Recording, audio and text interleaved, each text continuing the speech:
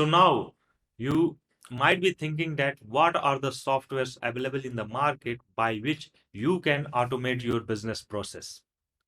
So mainly three softwares are available, and those are, let me share my screen. Those are Zapier, Pabbly, and Power Automate. Zapier, it's a web application where you will log in Zapier website, and there you can use multiple connectors.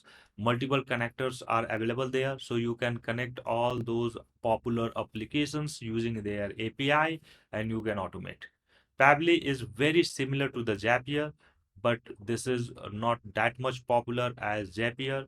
This is probably you can get in less dollar, and Zapier might be little bit costly.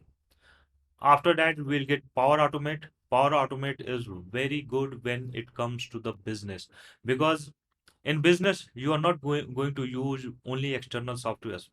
You are going to use some internal softwares as well to manage your business operations. And in that case, you will get Microsoft 365 as a business base, as a an intranet, and there you can connect everything using Power Automate.